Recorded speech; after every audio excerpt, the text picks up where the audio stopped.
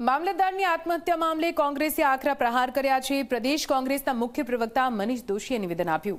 તેમણે કહ્યું કે ભાજપના ભ્રષ્ટાચારને છુપાવવાના દબાણથી તેમણે આત્મહત્યા કરી લીધી। આજે ઉમરગામમાં મામલતદારે આપઘાત કરી લીધો છે। અગાઉ પાટણ અને સાણંદમાં પણ આવી જ ઘટનાઓ સામે આવી હતી। ઈમાનદાર અધિકારીઓને દબાણ કરનારા સામે કાર્યવાહીની માંગ કોંગ્રેસ દ્વારા કરવામાં આવી। ઉમરગામની અંદર ઈમાનદાર મામલતદાર દલપતભાઈ પોતે ભોગ બન્યા છે। એમના પરિવારને નોંધારો છોડી દેવાની ફરજ પડી છે।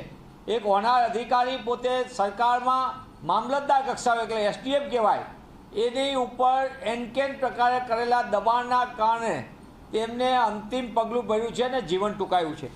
તંત્રની અંદર વ્યાપેલા ભ્રષ્ટાચારને એને કોણે એટલો બધો પ્રતાડિત કર્યો કે જેના કારણે પોતાના પરિવારને મૂકીને એમને અંતિમ પગલું ભરવું પડે છે। સરકારમાં બેઠેલા લોકો પોતે અધિકારીઓને રક્ષણ આપવાના બદલે તેમને એનકેટ પ્રકારે પોતાની મનમાની કરાવવાની અને મનમાની ન કરે તો વારંવાર બદલી કરવાની, બદલીથી પણ જો એમનો મકસદ અંતિમ રીતે ન